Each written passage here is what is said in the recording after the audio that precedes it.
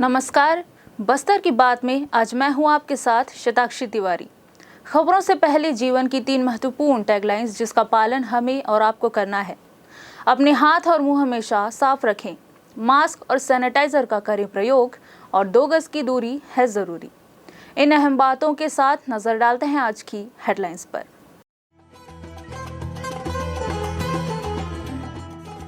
वन्य प्राणी कॉरिडोर संरक्षण एवं संवर्धन हेतु प्रशिक्षण सह कार्यशाला का हुआ शुभारंभ। एवरेस्ट फतह कर वापस बस्तर आने पर जिले की पर्वतारोही नैना जी धाकड़ का कलेक्टोरेट के प्रेरणा कक्ष में हुआ सम्मान।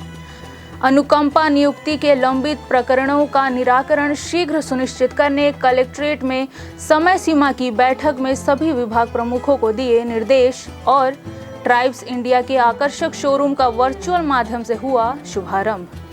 अब खबरें विस्तार से। छत्तीसगढ़ राज्य वन्य प्राणियों के गलियारों कॉरिडोर की पहचान कर उनके संरक्षण, संवर्धन एवं प्रबंधन के लिए कार्य योजना राज्य कैंप के माध्यम से तैयार करना प्रस्तावित है। वन्य प्राणी कॉरिडोर संरक्षण एवं संवर्धन हेतु चरणबद्ध ढंग से योजना निर्माण के लिए वन वृत्त जगदलपुर के समस्त अधिकारियों एवं कर्मचारियों के लिए जगदलपुर स्थित वन विद्यालय में सोमवार को प्रशिक्षण सह कार्यशाला की शुरुआत की गई। कार्यशाला का उद्देश्य वन्य प्राणी कॉरिडोर का संरक्षण एवं विकास के लिए प्राथमिक सर्वेक्षण कर योजना निर्माण करना है। इस कार्यशाला के प्रतिभागी जगदलपुर वृत्त के समस्त वन मंडलाधिकारी, कांगेर घाटी नेशनल पार्क के निदेशक, बस्तर वन मंडल एवं कांगेर घाटी नेशनल पार्क के समस्त उप वन मंडलाधिकारी, परिक्षेत्र अधिकारी एवं समस्त क्षेत्रीय अमला उपस्थित रहे। मुख्य वन संरक्षक मोहम्मद शाहिद द्वारा अपने प्रारंभिक उद्बोधन में सभी अधिकारियों कर्मचारियों से सैद्धांतिक एवं प्रायोगिक दोनों ही प्रशिक्षण की बारीकियों को समझकर तदनुसार स्थल अनुरूप वन्य प्राणी कॉरिडोर के संरक्षण एवं विकास हेतु कार्य योजना बनाने के निर्देश दिए गए। प्रशिक्षण में वाइल्ड लाइफ एवं वी प्रोटेक्शन फाउंडेशन के GIS एनालिस्ट श्री इश्तियाक अहमद पटेल द्वारा दिया गया। इसमें मुख्यतः चयनित कॉरिडोर में GPS से नेविगेशन कर पहुंचना एवं वर्तमान में कॉरिडोर से संबंधित आवश्यक प्रपत्रों में वन एवं वन प्राणियों से संबंधित जानकारियों को भरे जाने हेतु सैद्धांतिक प्रशिक्षण जगदलपुर में तथा प्रायोगिक प्रशिक्षण जगदलपुर परिक्षेत्र के गुड़िया वीट में दिया गया। 6 दिनों तक चलने वाले इस प्रशिक्षण सह कार्यशाला में 15 जून को वन मंडल सुकमा, 16 जून को वन मंडल दंतेवाड़ा, 17 जून को वन मंडल बीजापुर एवं इंद्रावती टाइगर रिजर्व में आयोजित किया जाएगा एवं 19 जून को जगदलपुर में समस्त प्रशिक्षण का आकलन किया जाएगा। इस कार्यशाला में वन मंडलाधिकारी बस्तर सुश्री स्टाइलो मंडावी, निदेशक कांगेर घाटी श्रीमती विजया कुर्रे, वन मंडलाधिकारी दंतेवाड़ा श्री संदीप बलगा एवं वन मंडलाधिकारी सुकमा श्री जाधव सागर रामचंद्र उपस्थित रहे। एवरेस्ट फतह कर वापस बस्तर आने पर जिले की पर्वतारोही नैना सिंह धाकड़ का 15 जून को शाम 5 बजे कलेक्टोरेट कार्यालय के प्रेरणा हॉल में स्वागत किया गया। इस कार्यक्रम में उपस्थित स्थानीय विधायक एवं संसदीय सचिव रेखचंद जैन ने भी शॉल, श्रीफल और स्मृति चिन्ह देकर नैना का सम्मान किया। इसी क्रम में बस्तर संभाग आयुक्त JR चुरेंद्र, बस्तर रेंज के IG सुंदर राजपी, कलेक्टर रजत बंसल ने भी नैना सिंह धाकड़ को शॉल, श्रीफल और स्मृति चिन्ह देकर सम्मानित किया और उनके उज्जवल भविष्य की कामना की। आपने इस बस्तर की माटी को जन्म लेकर जिस जज्बे के साथ इतना बड़ा काम किया कि बस्तर सहित हमारे छत्तीसगढ़ और देश का नाम को आपने बहुत अच्छा किया। इसके लिए आपको बधाई, शुभकामनाएं देता हूँ। इस दौरान पर्वतारोही नैना धाकड़ ने एवरेस्ट की 2 चोटियों को फतह करने में आई दिक्कतों और अनुभव उपस्थित जनप्रतिनिधि, उच्च प्रशासनिक अधिकारियों के बीच साझा किया। और आप सभी मीडिया एंड मेरे फैमिली एंड जो भी है उन सबको मेरा बहुत बहुत शुक्र है, क्योंकि कहते हैं ना दुआओं में बहुत असर होता है, तो ये असर वहाँ पे दिखाया। जो 75 डेज का जो सफ़र बता रहे थे अभी, बहुत अच्छा एक्सपीरियंस। कोविड का पहला कहर और मौसम का दूसरा कहर, साथ में एवलांच का तीसरा कहर, इस बीच में जो मैंने ये 75 डेज निकाले हैं, आई फील कलेक्टर सर को मैंने बहुत मिस किया, क्योंकि भेजने के पहले उनका एक ही क्वेश्चन था, नैना चढ़ तो लोगी ना। तो ये मेरा जुनून था कि उनको मुझे प्रूव करना है कि नैना चढ़ तो लेगी। बट मुझे ये नहीं मालूम था कि मैं 2 माउंटेन चढ़ूंगी। मैंने जब 13 मई को हम लोगों ने सबमिट पूछ के लिए निकला, 18 को निकला था, 5 डेज लगता है camp 1, camp 2, camp 3 base camp से निकलने में, और सबमिट के लिए कैंप 4 के बाद सबमिट होती है। पर कैंप 4 में इतनी गंदी कंडीशन थी कि हम खड़े भी नहीं हो पा रहे थे, इवन हम एक दूसरे को देख भी नहीं पा रहे थे, इतना गंदा कंडीशन था, इतना तेज विंड के साथ स्नोफॉल, देन व्हाइट हॉर्स, हम एक दूसरे को बिल्कुल छू तक नहीं पा रहे थे जो हमारे साथी गण थे। तो उस समय मेरे दिमाग में यही था कि सर ने मुझे बोला है नैना चढ़ तो लोगी ना। तो ये जो बातें थी वो मेरे जुनून में बैठ गया, क्योंकि कहते हैं ना कि लोग पॉजिटिव थिंकिंग लेके चलते हैं और मैं नेगेटिव थिंकिंग लेके चली थी, क्योंकि मुझे वो प्रूव करना था कि नैना चढ़ तो लोगी ना। तो बार बार मेरे दिमाग में यही था कि सर को मुझे जवाब देना है। देन जब वेदर कंडीशन ऐसा हुआ कि हमें वहाँ पे 24 आवर्स रहना था कैंप 4 में। कैंप 4 की हाइट है 8000 मीटर। आप बिलीव नहीं करेंगे कि मैंने एक बार माउंट एवरेस्ट नहीं चढ़ा है, मैंने 4 टाइम माउंट एवरेस्ट चढ़ा है, क्योंकि 8000 मीटर की सफ़र मैंने 3 बार किया और चौथी बार में मैंने सबमिट किया। तो वो जो सफ़र था 450 लोगों के बीच का सफ़र था। 450 लोग वहाँ पे बैठे थे जो सबमिट के लिए आए थे, अलग अलग देशों से आए थे, हमारे इंडिया से भी थे। इवन सबसे अच्छी बात चुनौती की थी कि छत्तीसगढ़ से 3 लड़कियाँ थी हम, और मुझे तो ये भी नहीं मालूम था कि हम 3 लड़कियाँ वहाँ पे हैं, और उसमें से सब लोग ने मुझे चैलेंज किया था। और इवन मेरी जो दूसरी टीम थी उन्होंने भी मुझे डिमोटिवेट किया कि तुम्हारे सामने तुम्हारा नाक काटेंगी, जो तुम 10 साल की मेहनत कर रही हो ये वो करके दिखाएंगी। मैंने एक्सेप्ट किया उस चैलेंज को। कहते हैं किसी को बोल के करके दिखाने से अच्छा है कि खामोशी से करो, बहुत आवाज़ आती है। तो वो आवाज़ में आज आप सभी के चेहरे की जो खुशी है वो मेरी ज़िंदगी का बहुत बड़ा लक्ष्य बना। आज सफल हूँ मैं, क्योंकि उस सफलता से ज़्यादा मुझे ये कहा कि मैं बस्तर कब लौटूंगी, बस्तर की मिट्टी को कब छूंगी और बस्तर वासियों को कैसे देखूंगी मैं। आज मैंने देखा कि बस्तर वासियों की जो खुशी है, आज सब मुझे कह रहे हैं कि मेरी बेटी, मेरी बहन, मेरी सब कुछ मेरा मेरा कह रहे हैं, वो मुझे बहुत अच्छा लग रहा है। नैना ने कहा, कलेक्टर रजत बंसल के द्वारा कहे गए शब्द, नैना तुम एवरेस्ट की चोटी चढ़ तो लोगी ना, इस वाक्य को चुनौती समझकर विषम परिस्थितियों में भी एवरेस्ट की 2 चोटियों पर फतह हासिल की।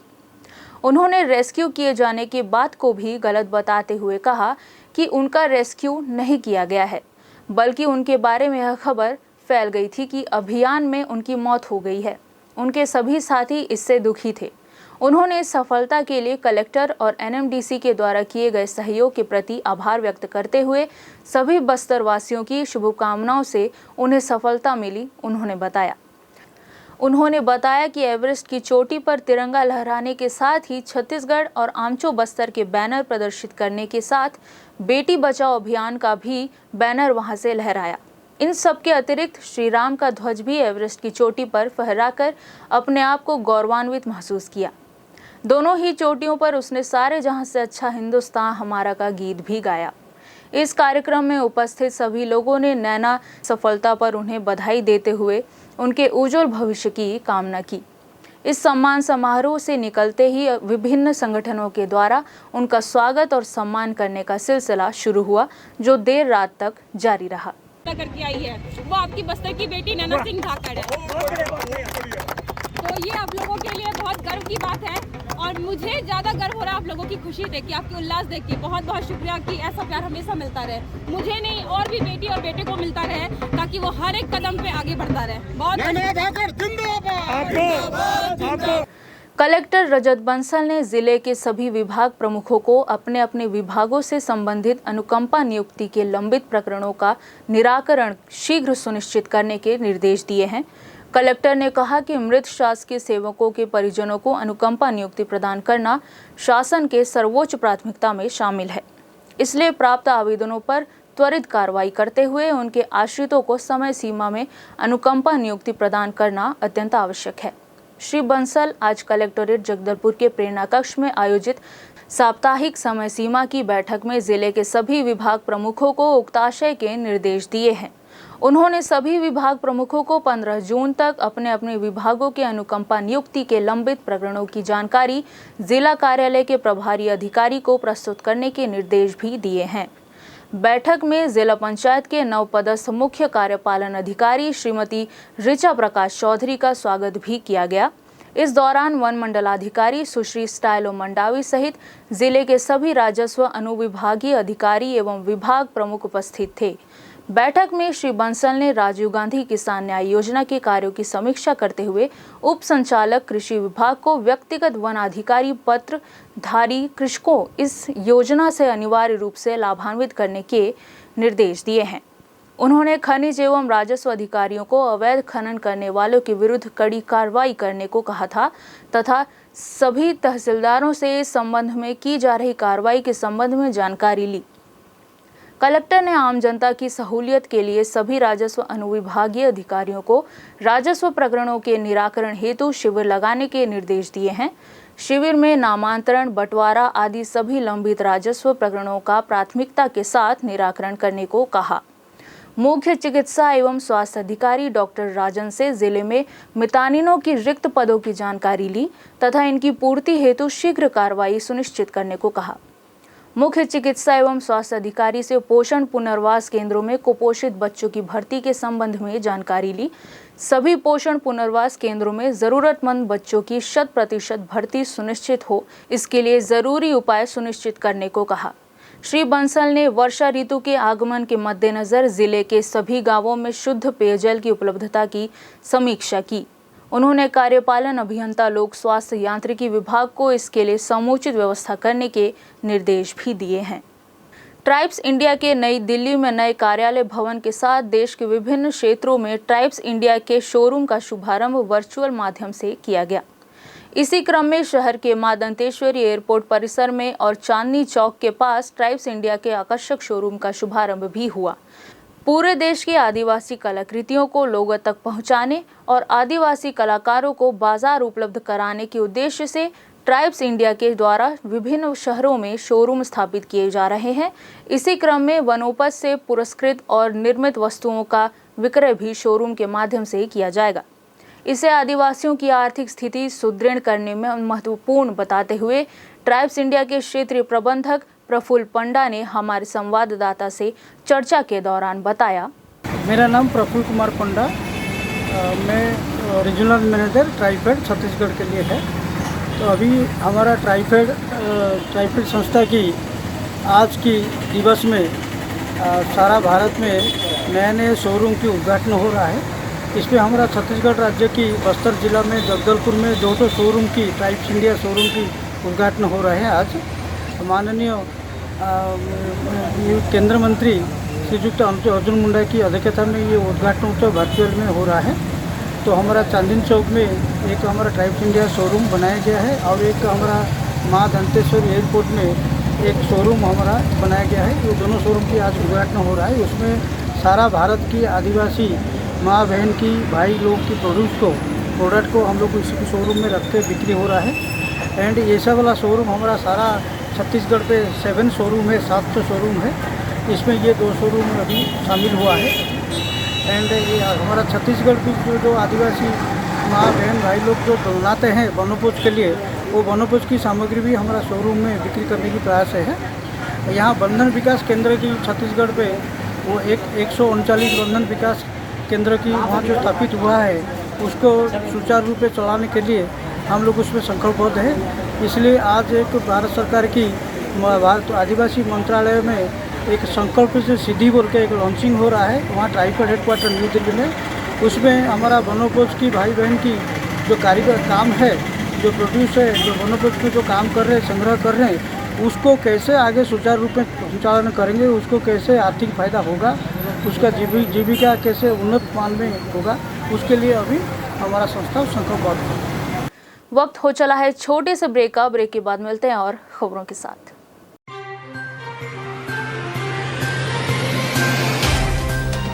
सफर जगतुगुड़ा से जगदलपुर का नित नई करवट लेता शहर हमारा, चौक चौराहों से होता हुआ विकास की गाथाएं गढ़ता बस्तर हमारा। कई रंगों से सराबोर कितनी ही कहानियों को समेटे, कहीं विकास के सोपान तो कहीं सरकारी दावे और उनका सच।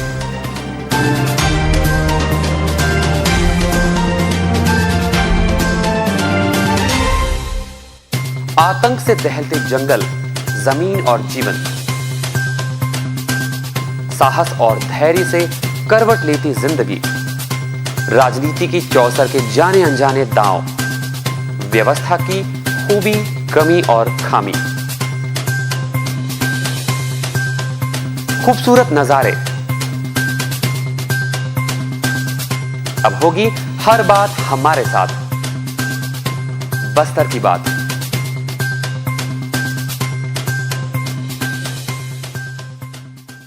ब्रेक के बाद आपका स्वागत है बस्तर की बात में। आइए चलते हैं और खबरों की ओर। शहर के विभिन्न टीकाकरण केंद्रों में 18 से 44 वर्ष आयु वर्ग के लोगों का प्रथम टीकाकरण पुनः प्रारंभ हुआ है, लेकिन टीकाकरण केंद्रों में लोगों की भीड़ नजर नहीं आई। हालांकि धीरे धीरे लोग टीकाकरण केंद्र पहुंचते गए, जिसके चलते शहर के 8 टीकाकरण केंद्रों में 790 लोगों को टीका लगाया गया, जबकि प्रत्येक टीकाकरण केंद्र में 130 लोगों को टीके लगाए जाने की व्यवस्था की गई थी। मंगलवार को 11 बजे तक स्लॉट बुकिंग का कार्य चलता रहा। यही कारण है कि टीकाकरण केंद्रों में लोगों की भीड़ नजर नहीं आई। भाजपा प्रदेश संगठन के निर्देश पर भाजपा के आला नेताओं व कार्यकर्ताओं का सघन जनसंपर्क अभियान जारी है। मंगलवार को शहर के विभिन्न वार्डों और नानगुर मंडल के सारगुड़, पूसपाल, अन्य कई गांव पहुंचकर भाजपाइयों ने कांग्रेस सरकार के वादा खिलाफी के विरुद्ध महिला स्व सहायता, बेरोजगार युवा, बुजुर्ग, महिला, पुरुष एवं किसान बंधुओं से भेंट कर कांग्रेस सरकार के विधानसभा 2018 में किए वादों के संदर्भ में सवाल किए। झूठे वादे करके सत्ता हासिल करने वाले राज्य सरकार के खिलाफ जनता को जागरूक करने का कार्य किया। प्रदेश महामंत्री किरण देव गांव में सभा लेकर कांग्रेस सरकार के वादा खिलाफी से लोगों को जहां अवगत करा रहे हैं, वहीं पूर्व विधायक संतोष बाफना नगर के विभिन्न वार्डों में भ्रमण कर कांग्रेस सरकार की नाकामियों को गिना रहे हैं। विधायक जगदलपुर एवं संसदीय सचिव रेखचंद जैन ने मंगलवार को मार्केल 2 एवं बुरुंदवाड़ा सेमरा के नवगठित पंचायत के सरपंच सचिव की उपस्थिति में राशन दुकानों के संचालकों को प्रमाण पत्र दिया। ग्रामीण क्षेत्रों के भ्रमण के दौरान रेखचंद जैन ने मध्याह्न भोजन योजना के अंतर्गत बांटने वाले सामग्री का औचक निरीक्षण किया और उपस्थित शिक्षा विभाग के कर्मचारियों को आवश्यक दिशा निर्देश दिए। हम बता दें कि वर्तमान कोरोना संक्रमण के चलते स्कूली बच्चों को सूखा राशन प्रदान किया जा रहा है ताकि उनके सुपोषण में कोई कमी न रहे। विधायक जगदलपुर एवं संसदीय सचिव रेखचंद जैन ने औचक निरीक्षण कर कहा कि हमारे प्रदेश के मुख्यमंत्री भूपेश बघेल की महत्वाकांक्षी योजना सुपोषण अभियान में किसी भी तरह की ढील बर्दाश्त नहीं की जाएगी। बच्चे हमारे आने वाले भविष्य हैं और उनके सुपोषण के लिए हमारी सरकार लगातार कार्य कर रही है। चलते चलते आइए फिर नजर डालते हैं आज की हेडलाइंस पर।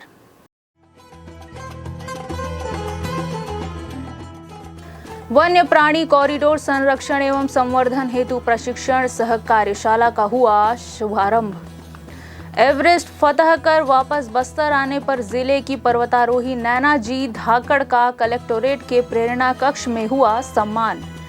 अनुकंपा नियुक्ति के लंबित प्रकरणों का निराकरण शीघ्र सुनिश्चित करने कलेक्ट्रेट में समय सीमा की बैठक में सभी विभाग प्रमुखों को दिए निर्देश। और ट्राइब्स इंडिया के आकर्षक शोरूम का वर्चुअल माध्यम से हुआ शुभारंभ। बस्तर की बात में आज सिर्फ इतना ही। फिर मुलाकात होगी कुछ और खबरों के साथ। तब तक के लिए नमस्कार।